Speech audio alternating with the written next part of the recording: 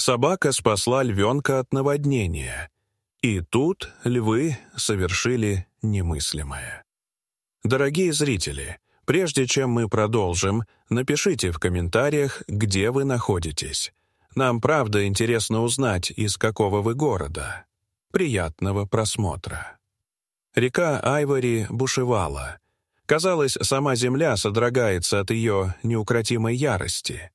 Несколько дней беспрерывных дождей налили ее до краев, и теперь она неслась сквозь долину, словно разъяренный зверь, вырвавшийся из вековых оков.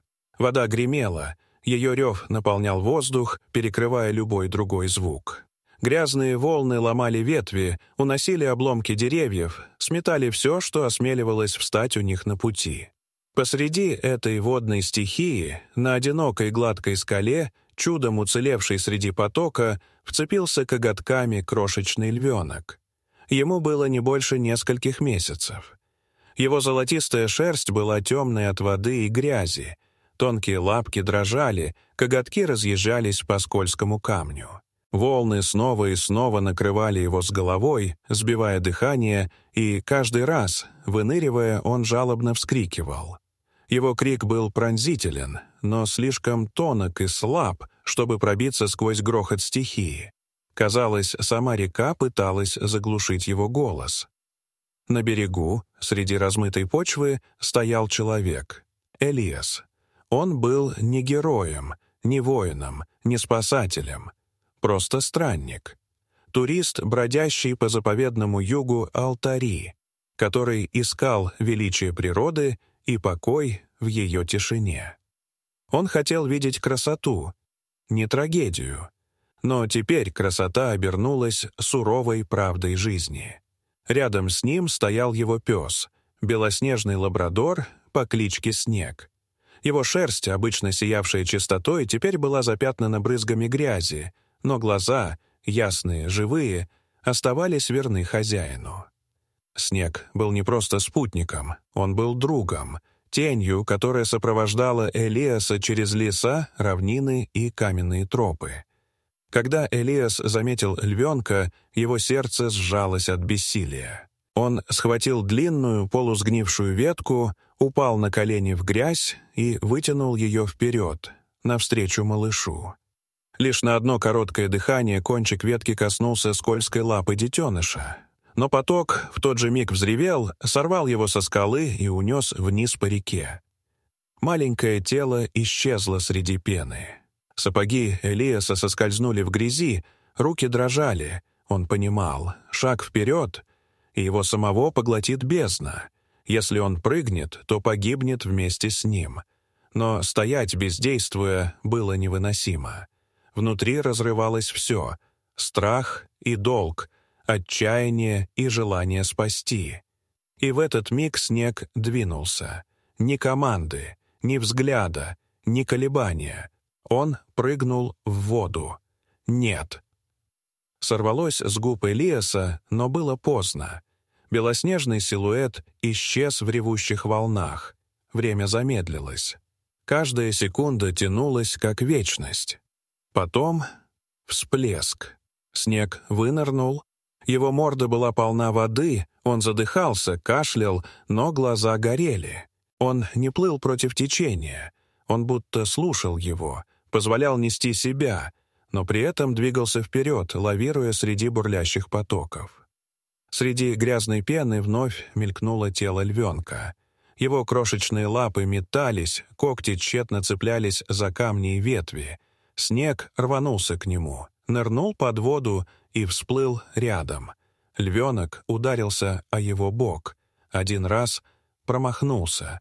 Второй раз коготки вцепились в мокрую шерсть.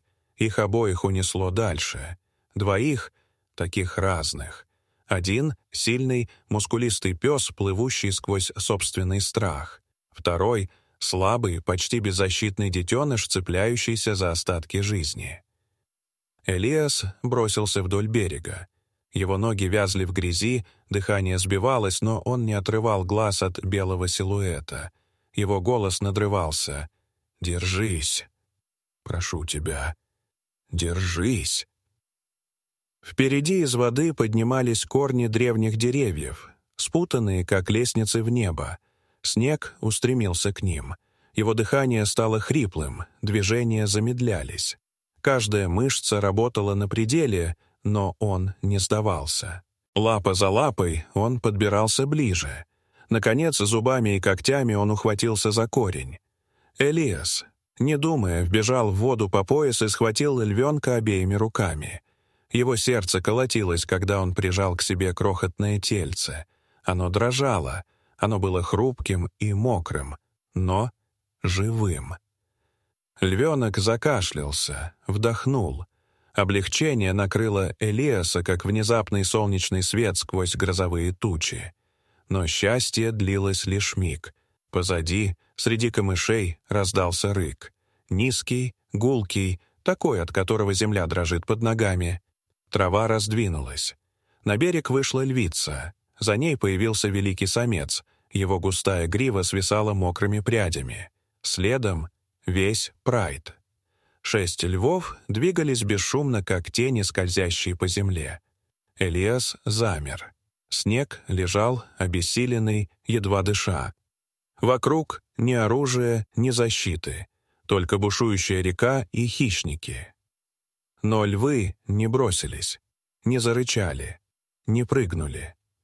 Случилось невероятное. Великий лев зарычал и опустил голову. Этот жест, не принадлежащим миру зверей, означал благодарность. Львицы повторили. Одна за другой львы последовали за вожаком. Ни угрозы, ни вызова. Это было почтение. Мать подошла ближе. Элиас опустил львенка на землю.